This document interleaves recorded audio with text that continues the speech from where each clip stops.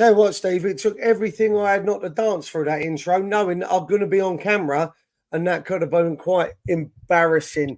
Good I evening, don't know. everyone. Trust me, I can't dance. Welcome, Forge from Iron. We're back. Slightly different, obviously. We've got no Andy, so it is just me and a blank screen below me. Hello, one blank screen just below it. Yeah. Basically, obviously, this is going to be the tactics board. So this is, as I say, slightly different. We're going to cover the debacle that was Sunday, and we're going to cover the preview for tomorrow against Arsenal, starting lineups, etc., etc. Steve, how are you, my man? I'm very well, thank you. Yeah, fed up. The clocks have gone back because that's less time I can have on the golf course. But other than that, life's good. Got to get your priorities right. These retired folk, there's me. It's grueling. It's grueling. Though I have had my golf me struggling to get my work day done and then get on here and do this with you guys. And there's you swanning up and down in a pair of bloody khaki flannel type bloody trousers, some dodgy t-shirts, a flat cap, and your golf clubs. You know me too well. I was to say, that was very stereotypical, but how far out was I?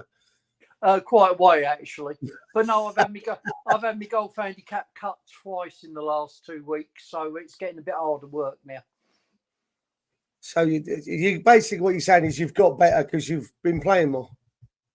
Well, I'm not as good as I was back in my 30s, but yeah, I'm finding a bit of game now, I have to say.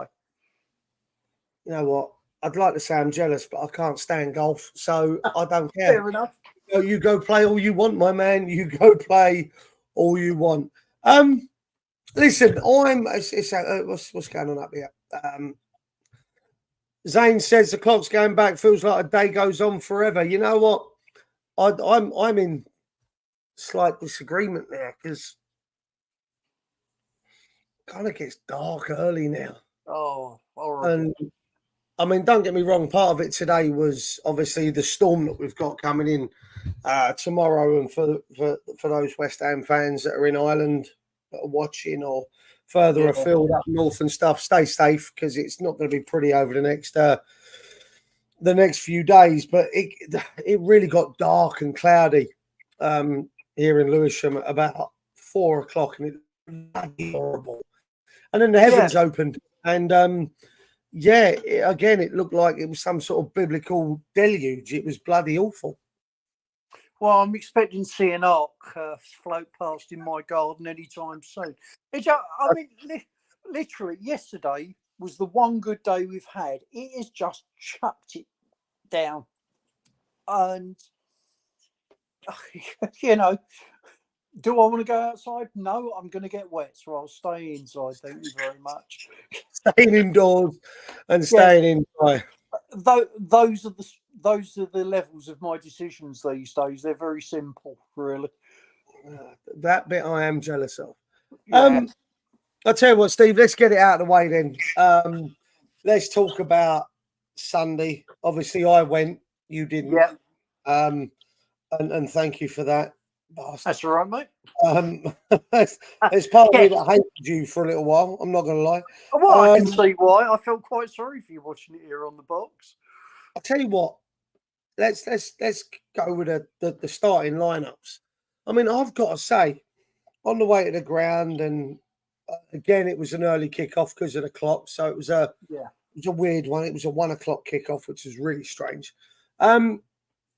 Lineups come out, and you see that he's gone with what everyone has been screaming for the last 3 or 4 weeks. You must have been happy when you saw the lineup. Yeah, I was delighted. I thought great Kudus is in there. That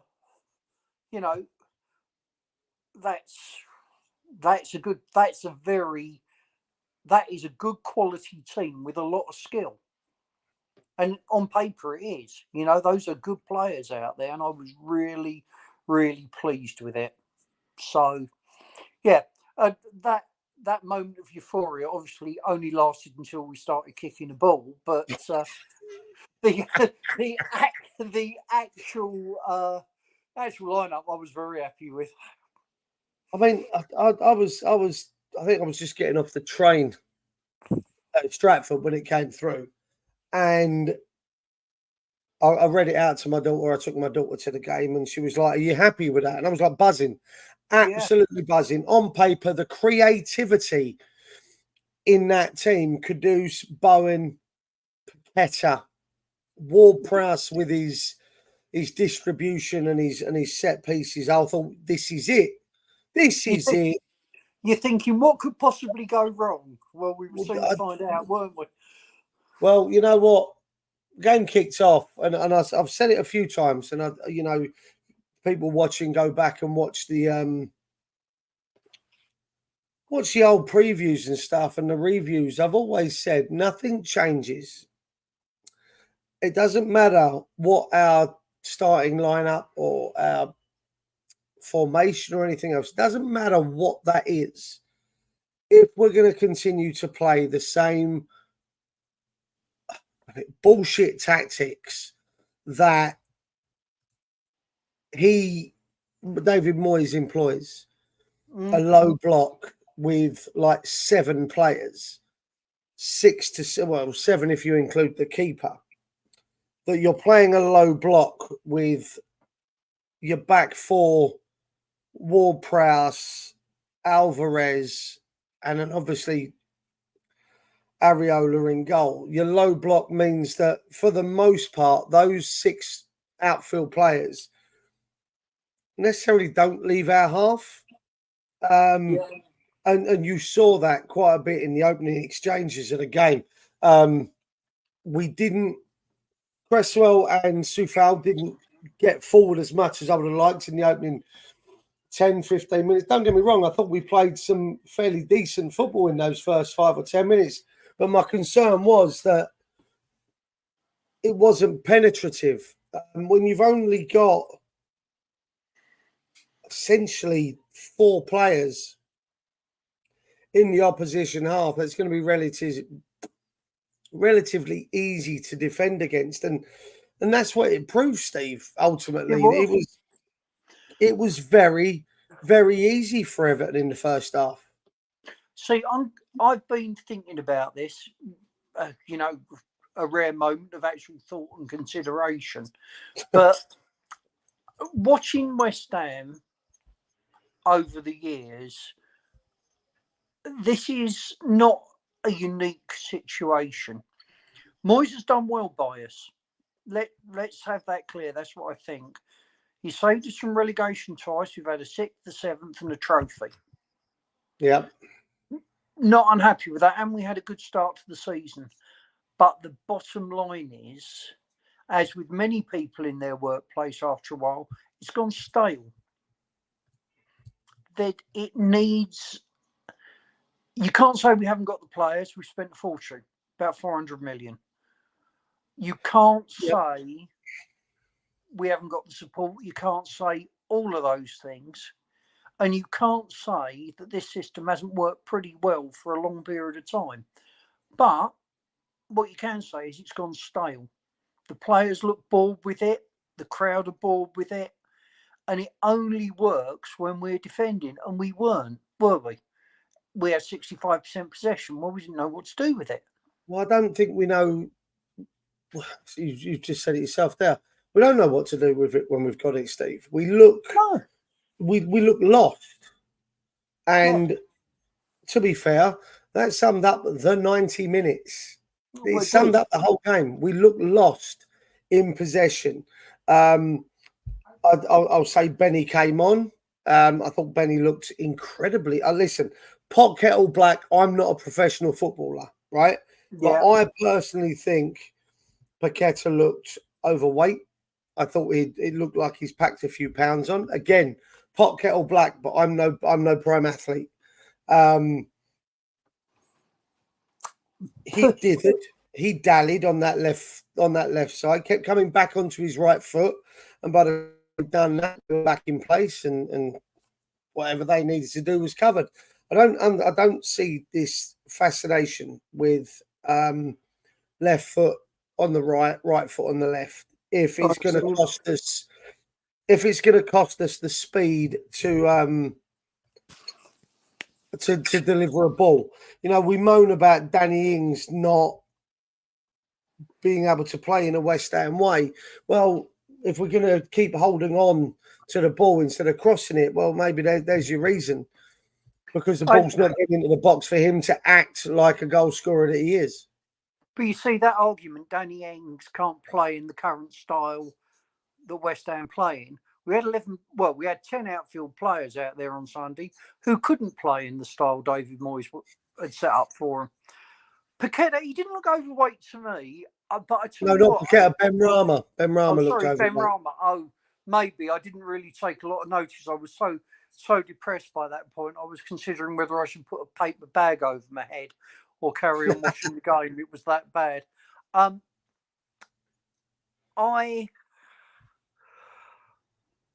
You see, I looked at those players. I think City are probably sitting there thinking now with Paqueta, brilliant player, but we might have dodged the bullet because he did half make some silly mistakes in front of goal. Frustrating. I mean, his petulance is the one thing that really got to me. I was crying towards the end just to get him off the pitch because he was frustrating me as much as Ben Rama's lack of ability to cross the ball. See, I don't know what Cornet's done to fall so far out of favour, but he is rapid, Cornet. He would have helped. Mate, bringing him on to play up front wouldn't have been so much of a miss. No. I wouldn't have been against that. At least it showed we were trying something else.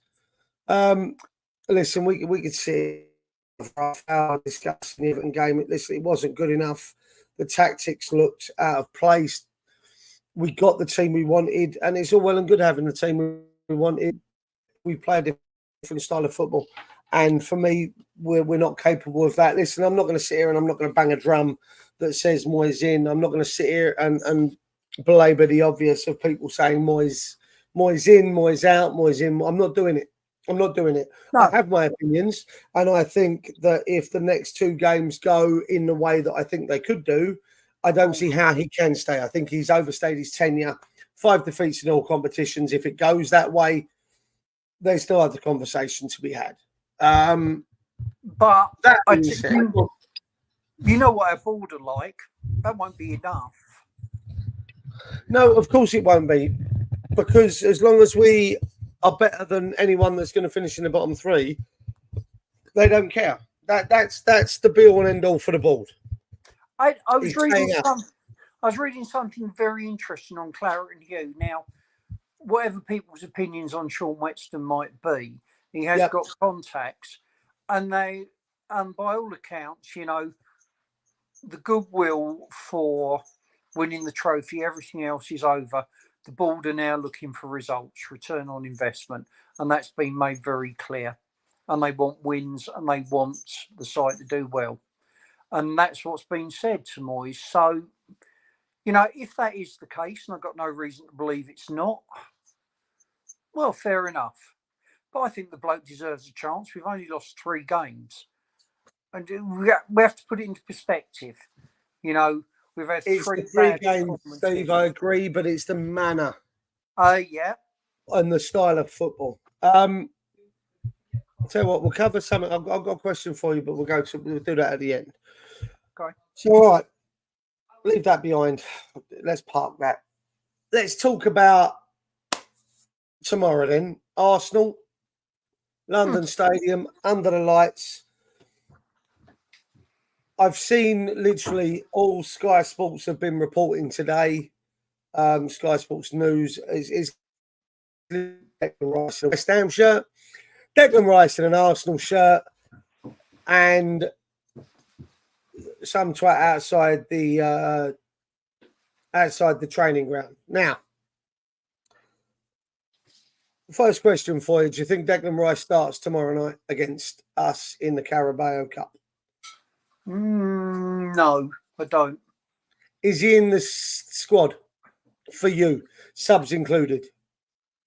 No, he doesn't need to be. No. Okay, good. So, again, I don't know what was said on Sky, whether or not, you know, they're saying, "Oh, Declan Rice tomorrow, rudder." To be honest, I don't care. If he does start, he's just another player. If he doesn't start, it don't bother me in the slightest. That's their prerogative to do whatever it is that they want. 2-2. Belgium have just equalised at the end of in the 6th minute of injury time.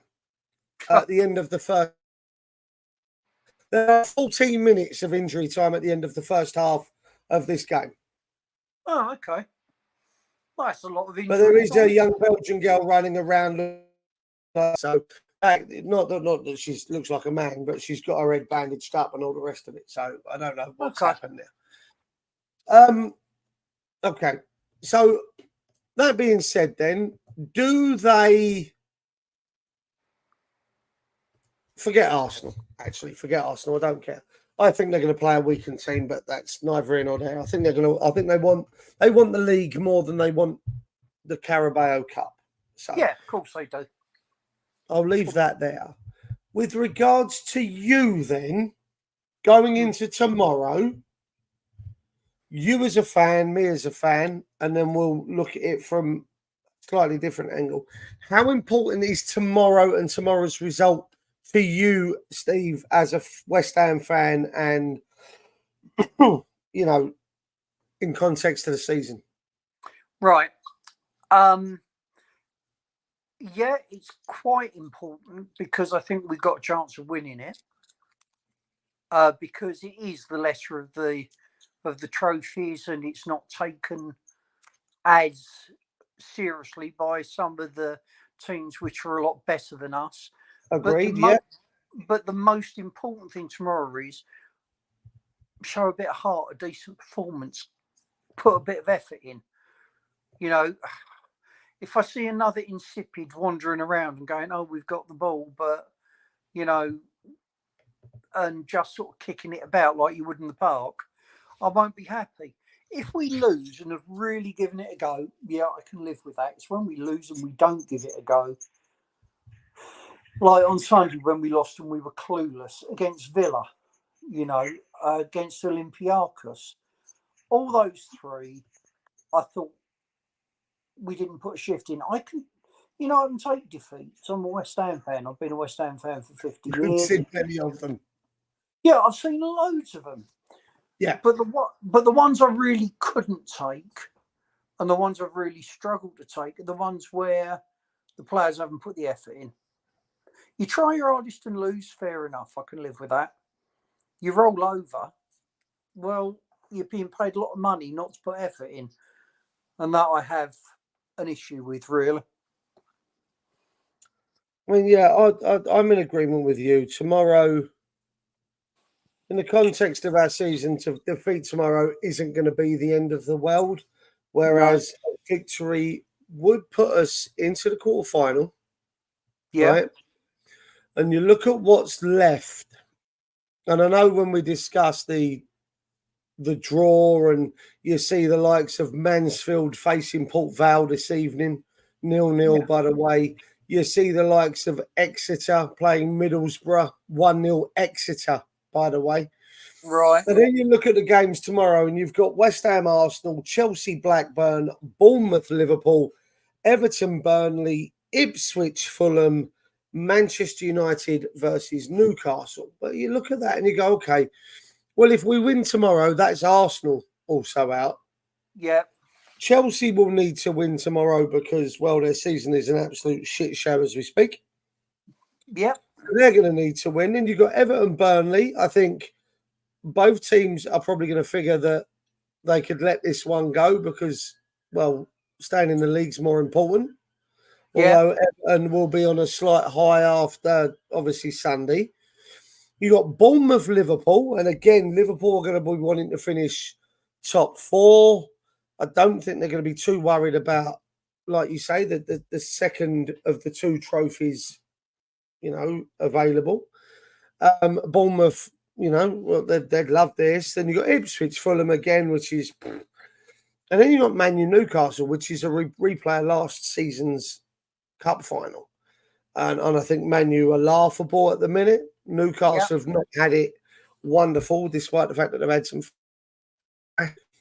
European results. You know, the 0-0 at AC Milan, the 4-1 at home. So it's not, you know, but one of those has got to go out. So then you look at, you know, a final four that, or final eight, sorry, that could contain Mansfield or Port Vale, Exeter or Middlesbrough, Ipswich or Fulham. Yeah. Well, all of a sudden you're going to be sitting there with your ears pricked up and going, okay, hang on a minute. There's something here. There's a possibility. So a win for me tomorrow would sit us nicely in the front carriage of this train that's pulling into Wembley in February. It really would. Yeah, absolutely. And that being said, I'd like to see him go for it. Yeah. I would like to see a change in formation. I would like to see a change in a tactical approach. Your goalkeeper for tomorrow night, Steve. So we saw against Olympiacos last week. He didn't play Fabianski, which surprised me. He went with Areola. Fabianski wasn't well. He was no, he was injured. Right. He was injured. But again, I don't know if he's injured for tomorrow, but would you go with Areola or would you go with Fab? If Fab's fit, I go with Fab. He needs game time. I think he's a good, solid keeper. I think Areola's the better keeper, and I would back that up with his save against Everton to stop us going 2-0 down. That was unbelievable. Couple of them. He did a couple of them. Yeah. But I don't think Fab would let us down. I think Fab's a good keeper who plays, you know, who put in a good game for us. So, yeah, I'd probably go with Fab. I'd actually go with Areola, and the reason I go with Areola is I then use Fab for the game on Saturday. Okay. So I'd go with Areola. As you said, he's the better keeper. That's no disrespect to Cat Fab, but he's the better keeper. What would your formation be off the back of it, Steve? I think I'd pretty much stick 4 across the back. So I'd have Emerson left back, Mavropanos. Oh, blimey. Probably Kera, and then at right back Kufel. Because I think Kera's a damn good centre back. Okay. Midfield. What would your trio or your 4, or what would you do there? I'd have Alvarez, because there's no point worrying about him for Saturday because he's suspended. Yep. Paqueta for the same reason. Yep. Ward-Prowse. So, and who else do I have? That's hard. Kudus. Because he's gonna actually try and create something. It all depends. If we've got our backs to the wall defending, you want Souček on. But I don't want to defend. No, exactly. So I think I'll go with Kudus. Okay. And then your forward pairing, I'm guessing you're going 4-4-2, or are you going 4-4-1-1? 4-4-2. Yeah. Well, we can't have Divine at the moment, can we? Because he's been taken off the list for some reason. Who do I have up front? I just don't know who I'd have up front. Do you know what? I think I'd go Cornet and Ings as a pair. That would be interesting. Okay.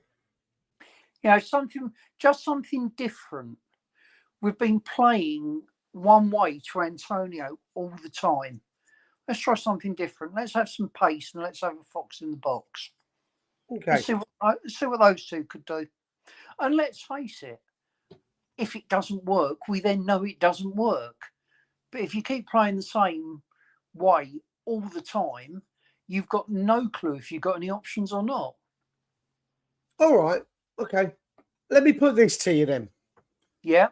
I've spent a good hour or two with one of my customers, a gentleman by the name of Mark.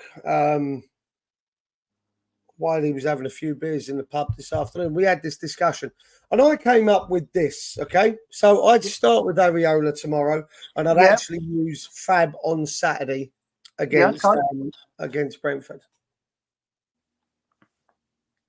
Keep him match fit for Thursday. Hi, Joan. How are you, my lovely? Thank you for joining us. Hi, Joan. Good to see a familiar name there. So I'm going to start Areola. Okay.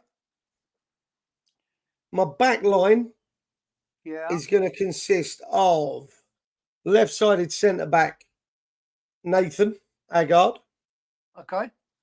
Right-sided centre-back Dinos Mavropanos. Yeah, that works. And centre-back Zuma. Right. I think Zuma's knees are so bad he can only play once a week now. Okay, well then replace him with Kara at right centre-back and put Mavropanos at centre-back. Right? Yeah. And I'll give you my I'll give you my lineup, then I'll give you my my reasonings behind it. Evening sense. Get off your phone and do some bloody work. People only come here to be insulted, you know. I then would have Emerson and Soufal as my left and right wing backs. Yeah. I would then play one holding midfielder. Okay. And that would be Alvarez. Again, we haven't got to worry about him for Saturday. So I'd go Alvarez. Yeah. I'd then pick Paqueta and Ward-Prowse further forward. You didn't. No, I would. You would, yeah. Sorry. Yeah. Yeah. So I'd have them slightly further forward. Yeah. To give me my three in the middle. Mm-hmm. And then I would play Bowen and Kudus as two strikers. Now. Yeah. My bench would then consist of Zuma, if Kara plays. Yeah. Johnson. Yeah. Okay, because if we have to switch it, well, we can switch it. We've already got left and right wing back, so if we were to take someone off, if there's an injury, we've still got Kara who can play right back. You've got Johnson who can play left and right. Yeah, so you got Zuma in there, Zuma and Johnson. I then have Fornals and Benny as my two midfield choices. And then I'd have Antonio and or one of the two boys. So Marshall or Divine, right? Yeah. So now forget the defensive side of things, right? This is how I'd set up. I'd then turn around and go to my back five. Yeah. Sorry, let me rephrase that. My back three.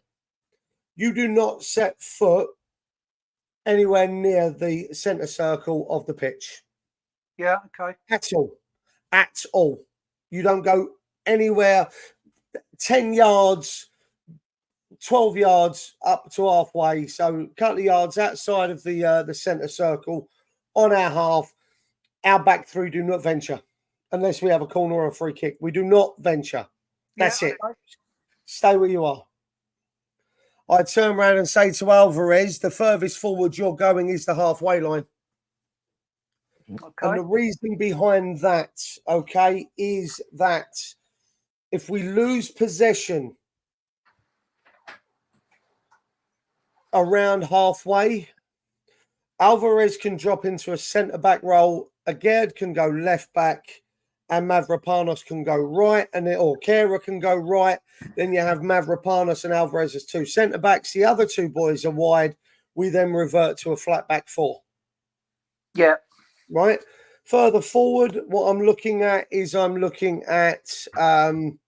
Ward-Prowse and Paqueta being a little bit higher, shall we say, operating in the area of our centre circle on our half to maybe 10 yards into their half, maybe 15 yards into their half, 5 yards off of the halfway line. Okay. Their half of the centre circle. Yeah. I'm asking our two wide players to operate between the two boxes. Yeah. Deliver, etc. And then Bowen and Mohamed Kudus to operate inside the final 25 yards of the pitch. I don't want to see him come back. Now, off the back of that, I'm then turning around and saying if they have a goal kick or they have possession of the ball, Mohamed Kudus picks up their left centre back. Jared Bowen picks up their right centre back. James Ward-Prowse and Paqueta pull wide and pick up their two left and right backs. Yeah.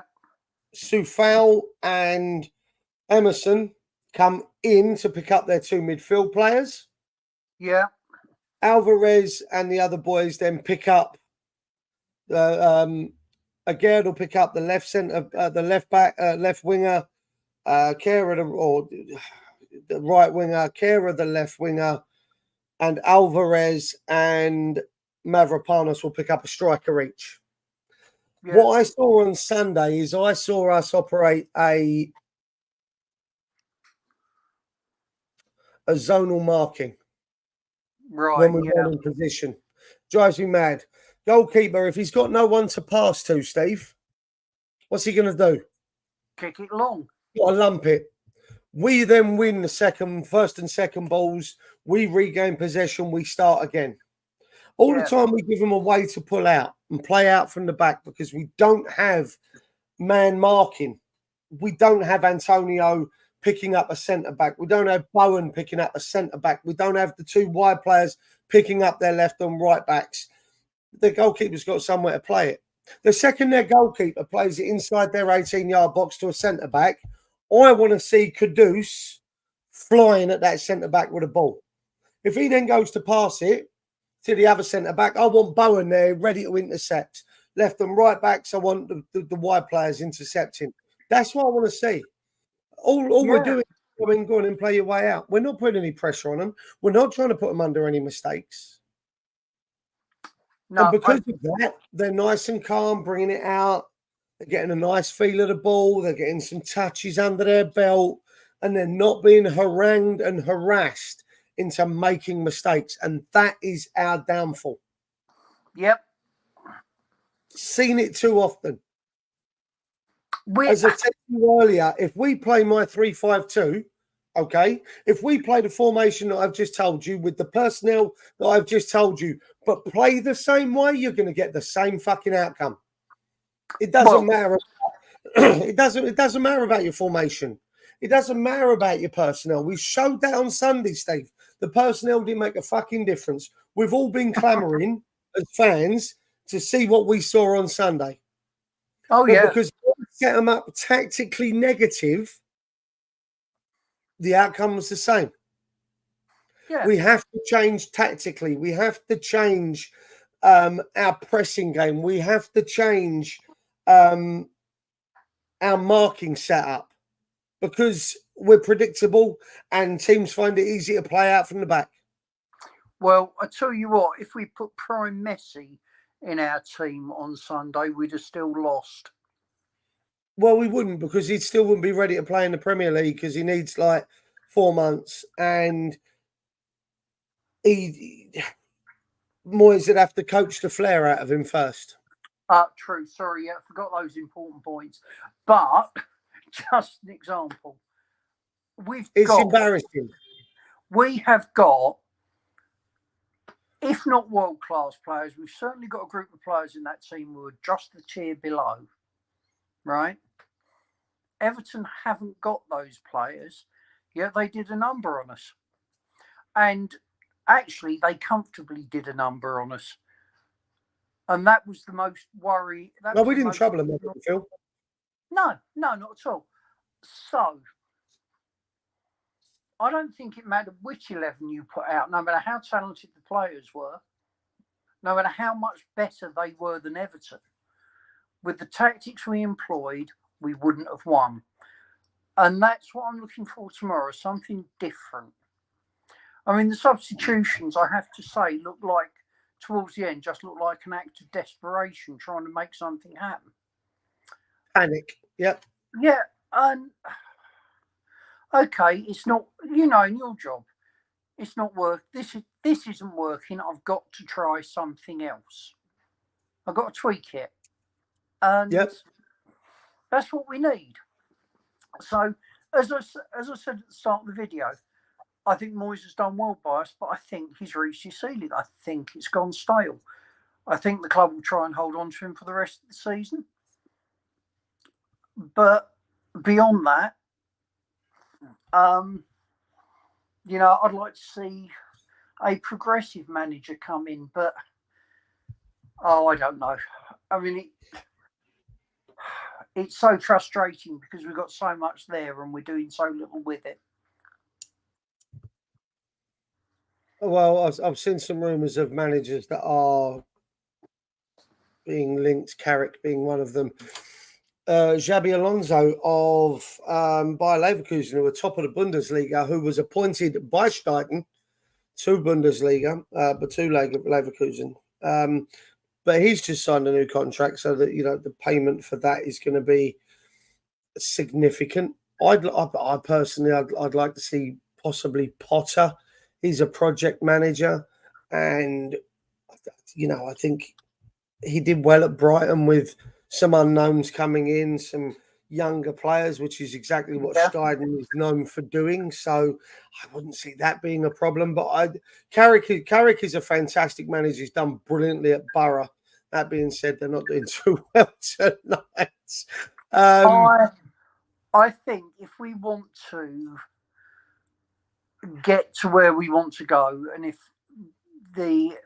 we're ambitious and we want results speech is all legitimate, you buy Alonso out of his contract, because you can't tell me he wouldn't come and work with Steichen again. You can't tell me he wouldn't run the chance of managing a big club, fan base wise, whatever, well known worldwide. Recently won a cup, European Cup. It'd obviously jump at the chance of essentially trying to turn us from a top 10 into a top 6. I think he'd jump at the opportunity to that. Just to answer Joan's question, she asked, does it go to extra time and penalties? Penalties are not used in the Carabao Cup until the semi-final. Sorry, extra time isn't used until the semi-finals. So if it's a draw after 90, it goes straight to pens. That being said, I'd bring on Fabianski if he's fit. And he agrees that a progressive manager would be Carrick. So, yeah, I mean, listen, it's tomorrow for me, it's a chance to try something different. And if we lose, no one's going to have a go at you for trying something different. But if you play the same shit and we lose in the same abject, disappointing performances that we've done already this season, then he's got something to answer to, mate, surely. Oh, I think so. And I think, questions after the last 3, although it's not,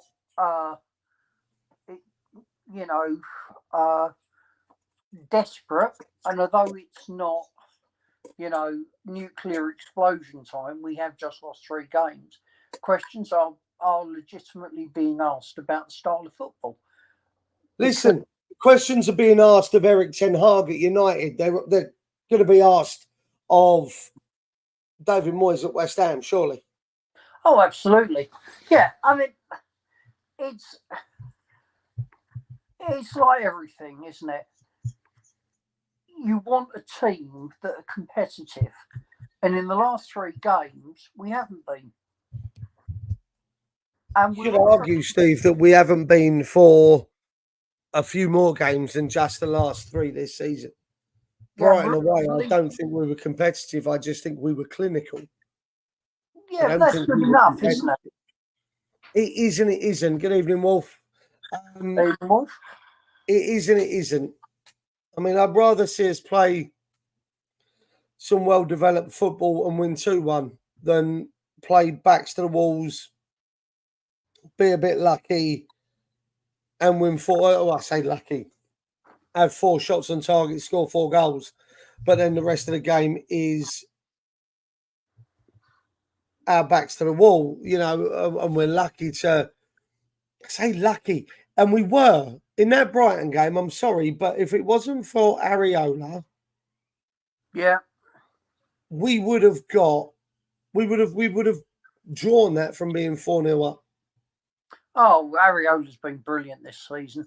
But I would you see what I saw on Sunday was a frustrated group of players who are probably sitting there thinking, I can do so much more than this. I just can't in this system. But that comes down to it's not the system. Well, it's the tactical setup, not the formation. The formation worked tonight, and I do believe we could make the formation work if we gave the players the right tactical setup.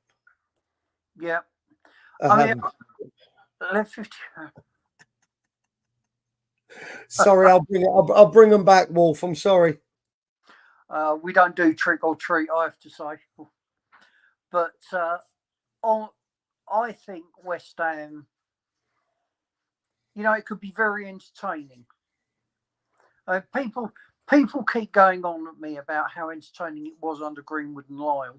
Well, I actually watched us play under Greenwood and Lyle, and sometimes it was, but sometimes it was just bang average and awful.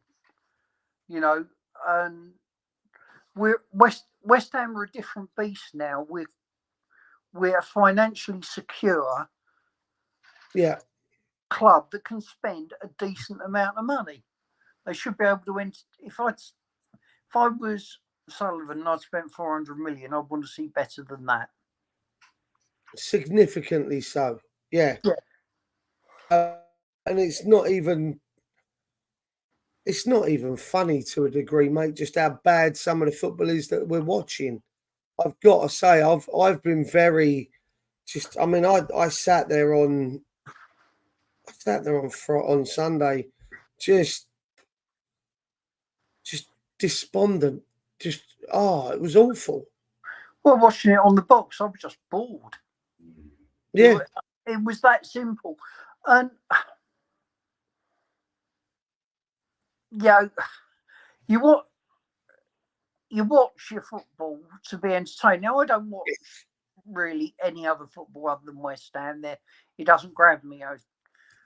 Arsenal against Spurs, I'm just completely disinterested. But I want to watch West Ham and I want to get involved, emotionally. And it just left me absolutely flat on Sunday, and I thought it's a great shame. Yeah. I think that's it, isn't it? It left you just. It was just sort of meh, wasn't it? No. Sort of, just for those with any interest, Kajua has just put us 1-0 up in the EFL trophy. We are 1-0 up after 63 minutes. It'd be nice to be 1-0 up after 63 minutes tomorrow. I'm looking forward to tomorrow's game, but I'm also dreading it because I think Arsenal, if they put a decent side out and we play like we did on Sunday, will absolutely thump us. Yeah, I mean, listen, let's be honest. I don't expect this. What was it? Einstein's definition of insanity? Keep doing it over and over again and expect a different result. Yeah. What's it tell you? I don't see him doing anything different, but I can only sit here and hope. Hammer 89, Duke, what are your thoughts on gold selling up? So this is Vanessa Gold selling, I believe, 10% of the shares that she has. I 40%. I read. Oh, really? I got a little bit of sidetrack information earlier in the day that it was happening, and was told it was 30. If it's changed since then I do believe that that's all of it. Bar no, that will be all of it. Oh no, sorry, 40% of the shares she holds. Right, okay. That would be 10. I guess that's about 10% of the club. Of the club, right? Okay. What do I feel?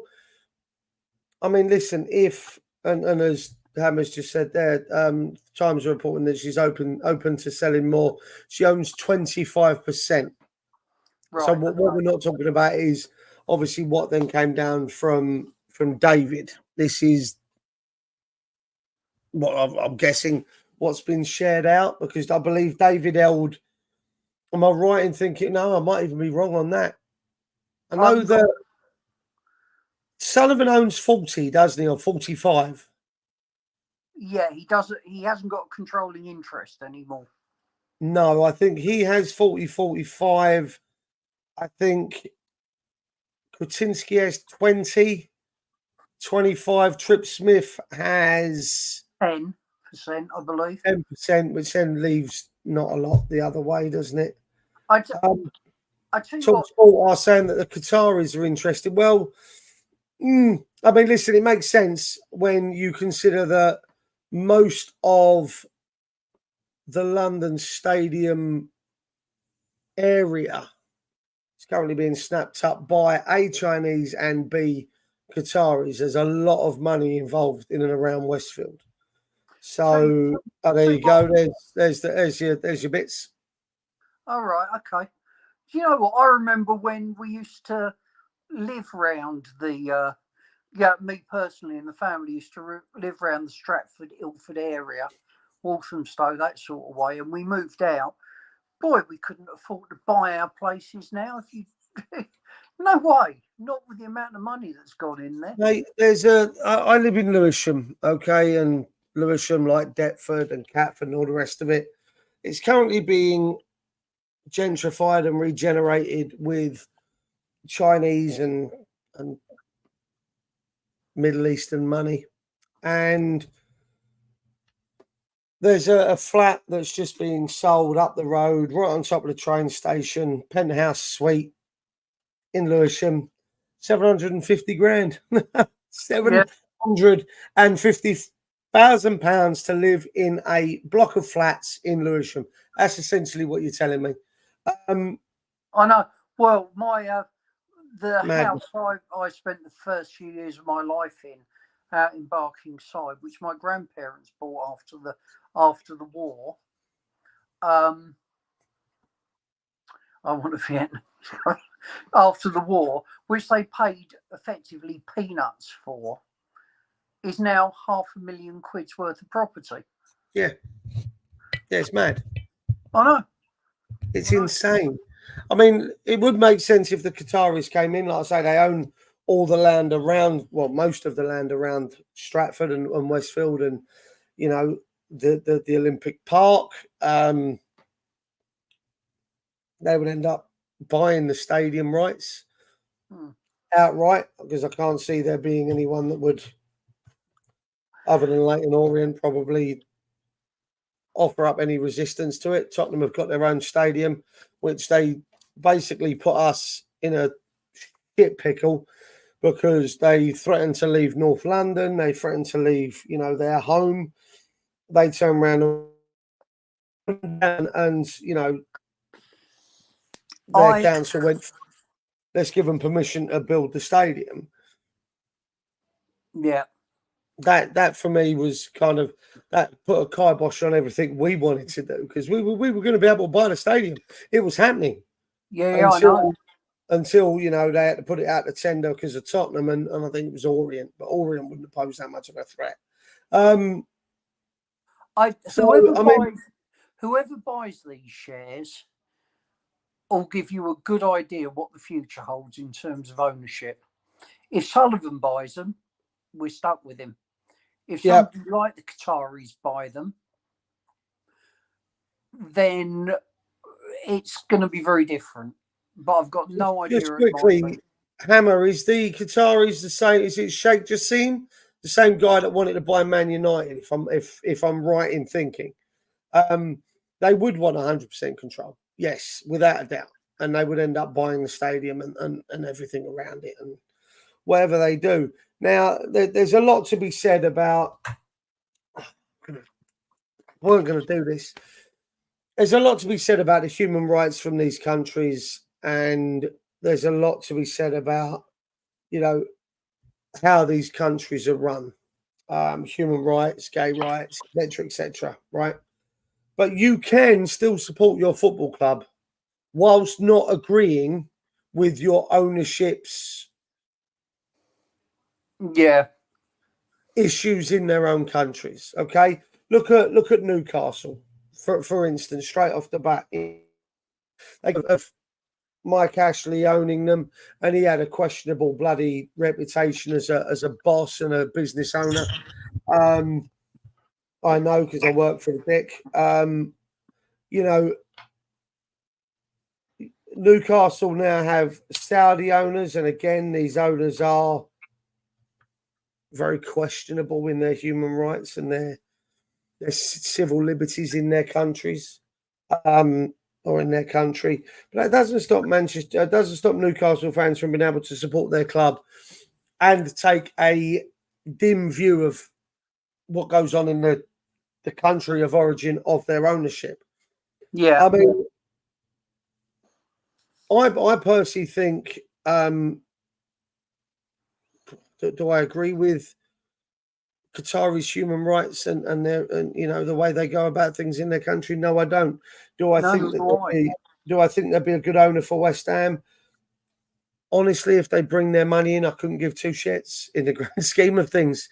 I want to win something as a West Ham fan. I've had a taste of it last year, okay? Yeah. And I want more now. I want another trophy. I want success. I want to be playing in Europe on a more regular basis than what we have done. I don't want to see this bullshit fall apart. I want investment in our youth team. I want to be able to attract the best young stars from around the world and integrate them a bit like, I'll go with City. Felix Nemecha. He was the one that scored against Newcastle for Borussia Dortmund last week. Came out of Manchester City's youth academy because I was interested in trying to get him in at West Ham 18 months ago, 20 months ago, because I thought he'd be a great player. Wolf says here, Hammer says here, I don't know who the Qatari is. TalkSport just said Qataris Times are reporting that West Ham are talking to them.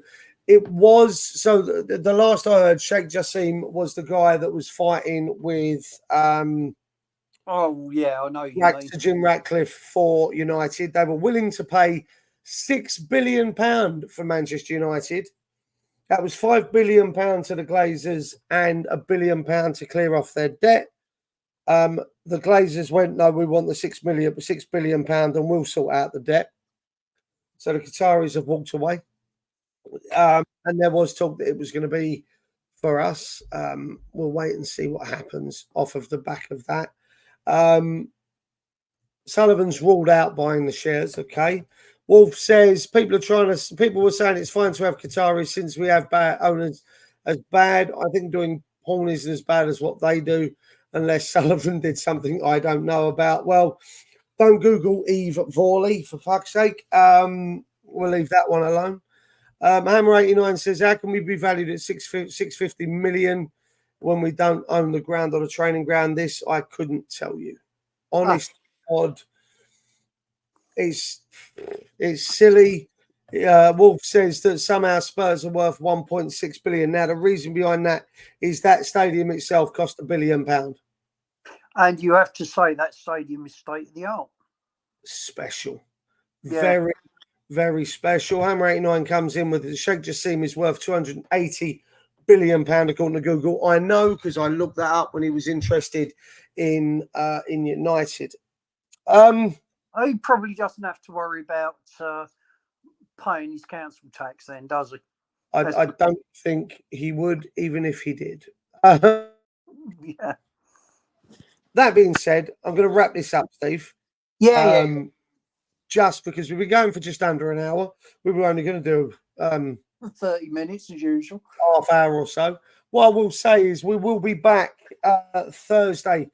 Hopefully, Andy will be well enough to join us. Andy hasn't been well over the last week. Steve, you've not been well either, have you? I think you had your COVID jab and it made you a bit pooey.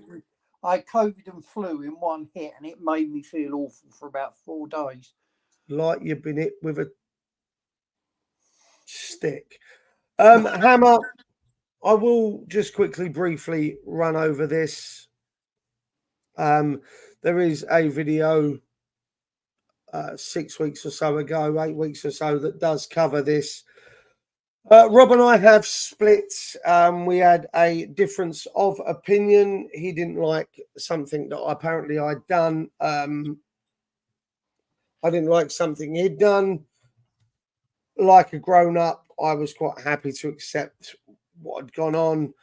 Rob wasn't, so Rob left. He down tools and has left, set up his own channel. If you want to go check it out, you are more than welcome.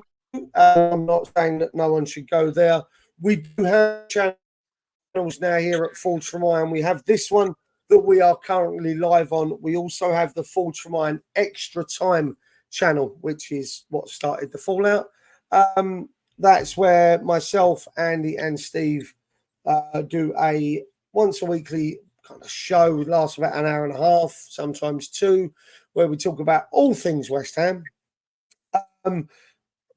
Myself, Andy, and Steve will be continuing to do the reviews and the previews here on the main Forge channel. Extra Time will have the headquarters show. We will be doing bringing back Hammer Time and reviewing seasons of Days Gone By.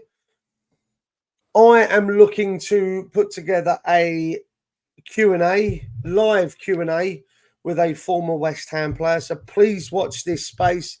It will take place in my pub.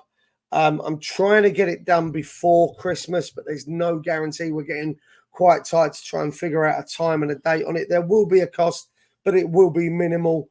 And hopefully we'll have this former player for about an hour and a half, maybe 2, well, hopefully 2 hours.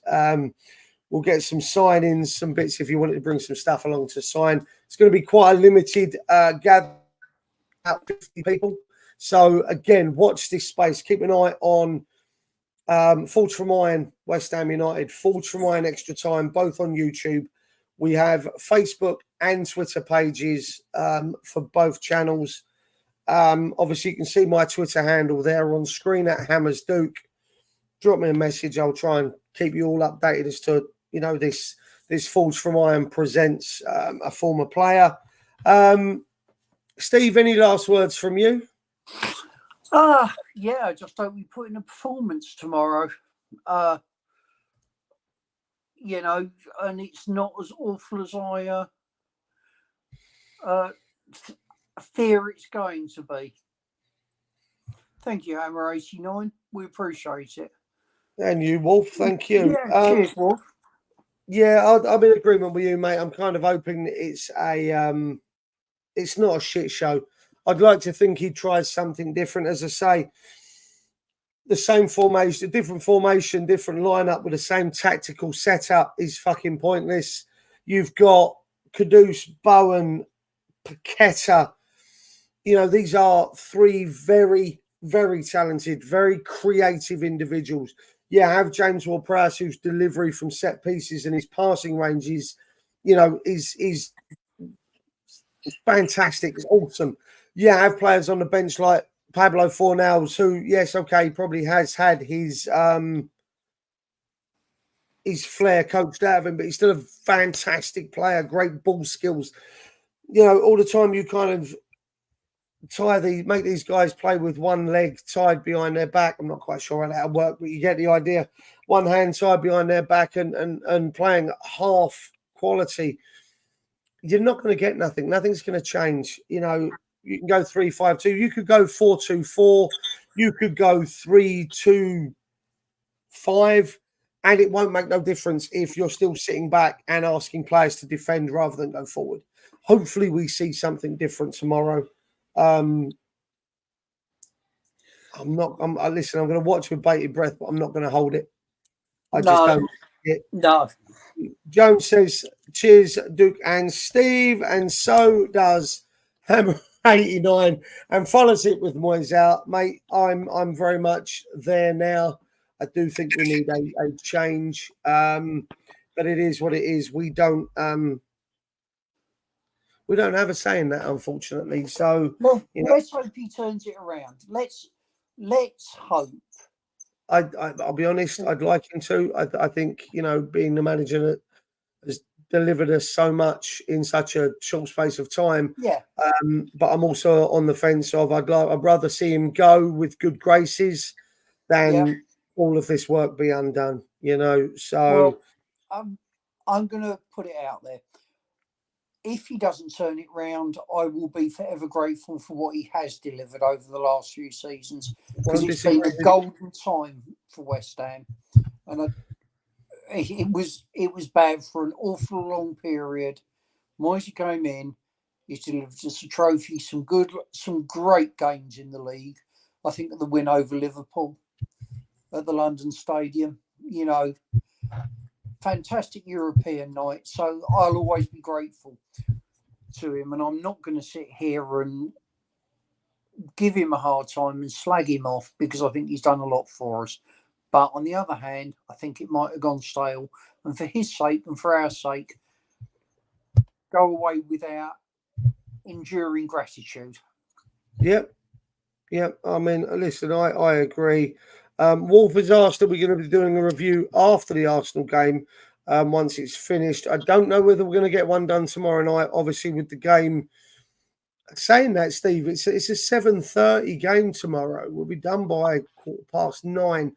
My only concern is you'll have the likes of Hammer's chat and the other guys live directly after. I'll tell you what. We'll definitely do something Thursday live for a review. We'll definitely do this again Thursday as the review. We'll also do a recording for the Brentford game, which will go out, I'm going to say, Saturday morning. So then we've got a review out for the Brentford game. And then probably Sunday night, whether we'll do a recording or we'll do a live, just to get back into it, because we need to start doing these on a regular basis again. Steve, would you agree? Oh, absolutely. And I tell you what, James is home next week, so we might actually be able to get a special guest who knows what he's talking about on the channel. You never know. Very, very handy. I hope that answers your question. Wolf Hammer says, I can't see him turning it round. He's too negative and stubborn. I want a fresh face and new ideas. The players look drained. I can't disagree with you there. I agree with that. And he also says that if we lose to Arsenal and Brentford, he can see him being sacked. Again, I can't see how he can stay on after 5 defeats. The manner of the defeats being called into question. I know we've still got 2 games before we hit the 5, but the 3 games and the 3 defeats that we've seen so far, not pretty, not good. I tell you what, Paquetá and Alvarez on suspension for Brentford, I think, I'm dreading it. Well, more Alvarez being out, actually. We'll worry about that when we get there. I don't think we can, at the moment, cry too much. Guys, thank you very much for joining us. Steve, thank you for joining me. Thank you, Duke. Those of you that haven't already, please like this video, subscribe to the channel, hit the bell icon. Not just this one, but do it for the full Tremaine Extra Time one as well. We're still trying to build the subscribers up over there. I think we're at 157. There is 1,500 of you over on this channel. Would like to try and get you over onto there as well. Please do.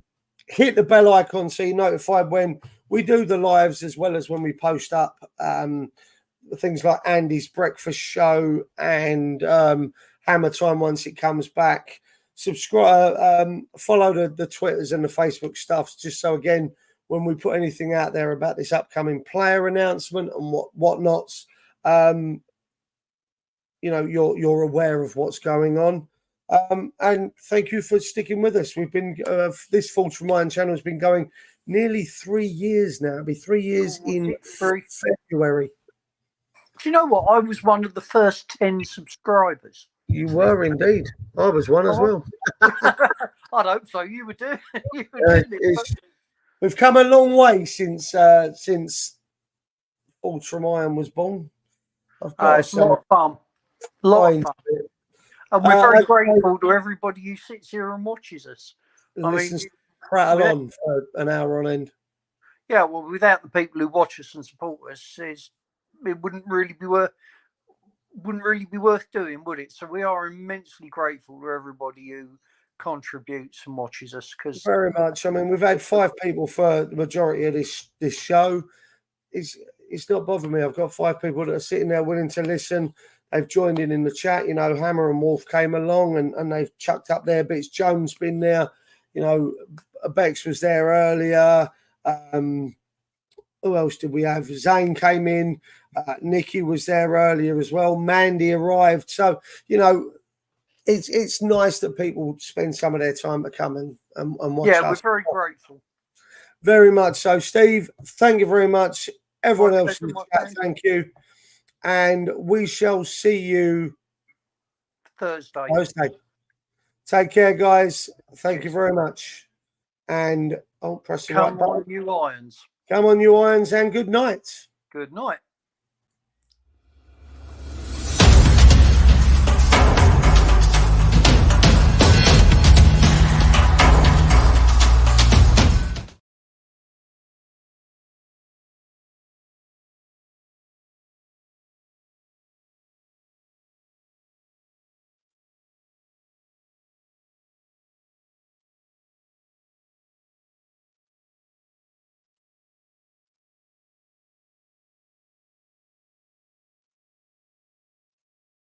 And just because I missed him, Eric John was here too. Thanks for joining us, Eric. Good night, everyone.